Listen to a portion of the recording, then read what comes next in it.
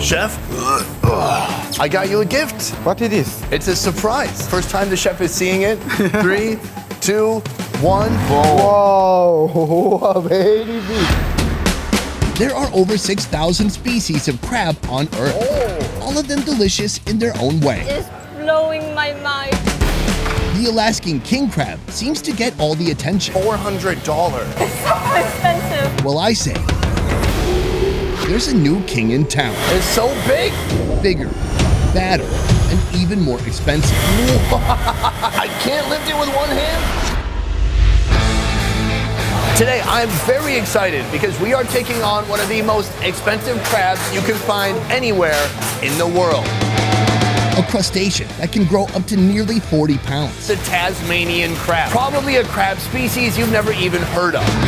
After paying over $700 just for this one crab, Whoa. we'll see a top Japanese chef prepare it 4 ways. You eat this? No. No, absolutely not. It's too weird. Let's go. It's very rare to find this creature, and luckily today we have by coming here. Right now, I'm standing in a place that does importing and wholesaling for seafood from other countries, or I should say, oceans from around the world. The amount of seafood here is ridiculous, but beyond that, all of it is premium, high-end, very expensive seafood. I'm telling you, even if you got your whole stimulus check, you still couldn't afford a whole crab here. Altogether, if you add up the price of every creature here, it's over $500,000 for sure. Imagine having a business where all your inventory could die. That's insane. So it's high risk, high reward. Before we go right to the crab, I want to show you around this place. Let's take a look. After arriving here, most of the seafood will only last 7 days before it dies. This whole hallway is basically lined with these giant tanks full of really cold, frigid water. They're trying to imitate the natural environment of these creatures. Crabs, lobsters, these are bottom feeders hanging out hundreds of meters down on the ocean floor. It is very cold there. It is also very cold here. Holy cow. Try as they might to extend the creatures' lives, there is no place quite like home. Are you kidding me? Even a Canadian lobster that could live 50 years on the ocean floor might only last 5 days here. Look at its crazy mouth. That's a mouth only a mother would kiss. I'm told this is only around $365. I know that seems expensive. I know that's a PlayStation or an Xbox, but that's not that bad. If you go to a restaurant, they're gonna pump that price up 2 or 3 times. Down here, king crab, even more expensive than this Canadian lobster. Oh, you also have a kissable mouth. Hey, they only have 7 days before it's gonna die. If it dies, you can't sell it for the same amount of money. You can sell it for less. A whole big batch of gooey duck. I know, when you write it out, it looks like geoduck, but somehow it's gooey duck. These are like a big snail, and it looks like a big... Sorry, I got a little excited. Big respect, huge respect. Oh my God, making me insecure. Most of the seafood here comes a long way to get to Vietnam. Nice. These gooey ducks come all the way from the USA's west coast, but get shipped all around different parts of Asia. Oh, yes. I'm 5 years old, or maybe not, 12? Yeah, 12.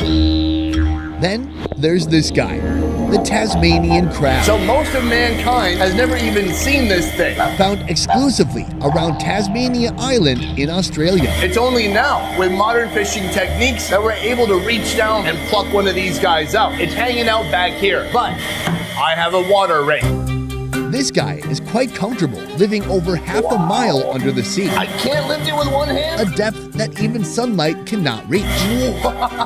As far as its face goes, probably the most handsome, kissable lips. Like their cousin, they feed on slow-moving species and whatever falls from above. This guy right here weighs in around 11 pounds. Now, they get way bigger than this. They can get 4 times this size. From here, we're gonna head to a Japanese restaurant where they're gonna be cooking this guy up in 4 different ways. And I'm gonna try the world's largest crab for the first time. Let's go, let's do it. Rolling, ready, and go. Chef, I got you a gift. What it is? It's a surprise. Welcome to Fume Restaurant, offering premium Japanese cuisine. This is Chef Shozo. Last time we were here, he was showing me the art of preparing salmon roe. Today, he's doing something a bit more experimental. See, the chef here has never actually laid eyes on a Tasmanian crab. Are you ready to see? 3, 2, 1. Whoa, baby big. He's still alive, just chilling, literally. He's on a bunch of cubes of ice. Whoa, look at this. I bought this crusty crab from the wholesaler for $780. So cute. So cute, yeah. Now that is a stimulus check well spent. How much of the crab will you actually use? Maybe 100%. Yeah. Wow. I don't know how much for meat in here. Oh, yeah, I don't know either. Maybe it's filled with tapioca pudding. This restaurant and this chef are no strangers to seafood. Oh, it just died. I'm not meant for boiling water. But Mr. Shozo definitely did not expect a crab this size. Luckily, he mostly seems to have the right tools for the job.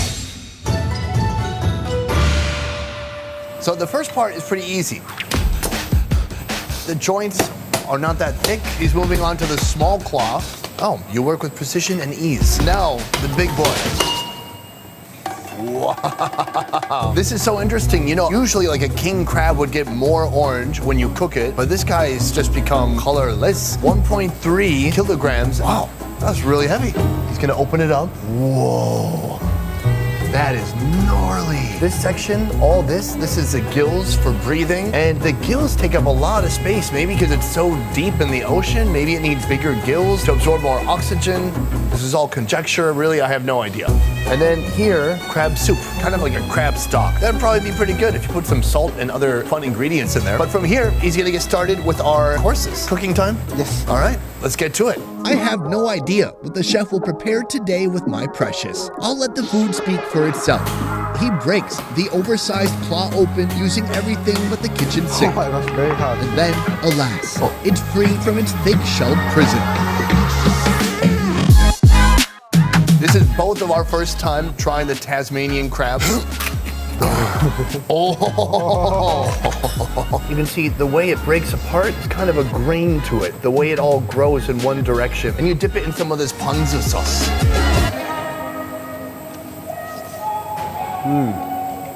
Wow, that is really good. Yeah, very good. Oh my God, you could be allergic to seafood and still appreciate this. Warm, sweet, soft, perfect, delicate texture, not like chewy or anything like that. Oh man, I'm happy. I can go home now. めちゃくちゃ美味しい. This is just the start, a great start. I can't wait to see what else you've got in store. Hopefully a little bit more cooking. With the prized claw now devoured, our second dish borrows from the crab legs. But this time, with a Japanese touch. He makes sushi, including seaweed, sushi rice, wasabi, crab meat, and then salmon roe. And I wholeheartedly accept. And this is better than an engagement ring, am I right? So here, it's just like a beautiful little Japanese taco, if you will. The thing is, you gotta eat this quick. This can't hang out for a long time. The seaweed's gonna get soggy if you wait too long. Already it's too late. I've been talking too much.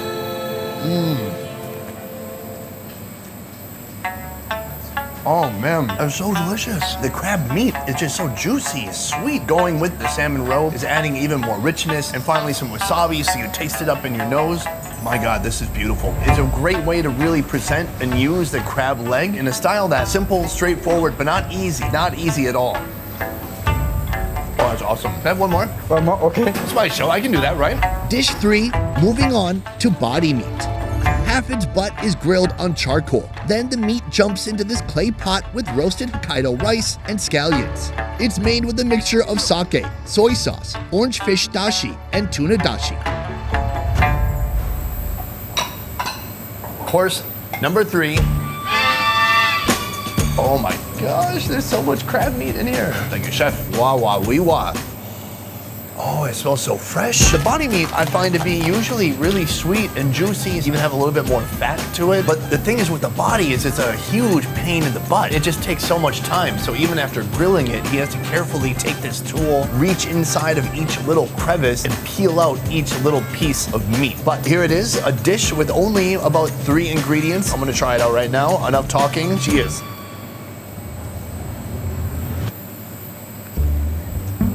Got some real pieces of shell in that one. Super interesting. The rice itself has a lot of flavor to it. The crab hasn't been doctored up a lot, so there's nothing super sweet or salty or powerful to go with it. Otherwise, there's nothing crazy, just mild and pure. And a good amount of shell. He only used about half the body meat, and you saw inside that big noggin, it's full of delicious crab meat. Maybe my head's full of crab meat. My stomach is. Last but not least, the crab ensemble. Everything merged into one. The soup comes from its body, then meat from the normal-sized claw no one cared about, and even meat from the claw's finger. Or is that a thumb? All that goes back into the crab's head. Finally, place the head and all its contents over an antique traditional Japanese grill that was made over 11 months ago. Last, garnish with scallion and dried red chilies. Right? It's wild. I mean, it's got a face. I can hear the charcoal crackling like I'm beside a campfire in the middle of summer. Meanwhile, up here, it's like a crab stew using all crab parts, basically. But what's really special, I was wondering why early on when he opened the crab head, he did it upside down. And that's because this is a very smart man. Thank you so much. Beautiful. If he opened it the other way, all the liquid would have fallen out. Right now, the main flavor enhancer he's using, what he calls the crab brain itself. Basically, all the fat and maybe it's a brain. Do crabs have a brain? It can't be that big, but it's a really big head. I don't know. Whoa, that is so intense, so flavorful. Soft, succulent, juicy. It's all being flavored with that head juice. All that's kind of boiled down is just flavoring all this meat. It's so powerful. I mean, one bite of this will make you feel like every other piece of crab you've had your whole life has been stepped on. You know, like if you have drugs and they're like only 10% pure, this is 100% pure. The stuff that gets you sent to prison for life if you get caught. But we're not getting caught because we're gonna eat the evidence. Sometimes when buying really expensive seafood, it feels worth it, and sometimes you feel like you got a little bit screwed out of your money. This one today, yes, very expensive, but I gotta say, I feel very fulfilled. My mouth is happy, my taste buds are singing, my stomach is smiling from ear to ear. Yes, I have ears on my stomach. It's a birth defect. I don't like to talk about it. It was really satisfying to try it, made in so many ways, and by such an experienced, skilled chef. Shozo, my man. Yeah, Shozo. Namaste. Hair starts on fire. Best Ever Food Review Show is a small team of independent creators, and everything we do here works because of you guys. Click the link in our description to join our Patreon and receive exclusive benefits. A piece. Course number 3, this time, Chef Wait. Sorry. This whole corridor, I thought that was falling. Can we share the price? Oh, I pay half. Maybe we could sell this to somebody.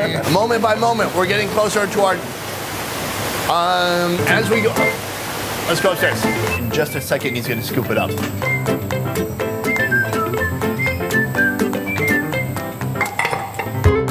So that's our video. That is it for this one. Thank you so much for watching. We will see you next time. A peace. Next time I'm gonna eat a polar bear. A whole polar bear. Oh, I can't wait.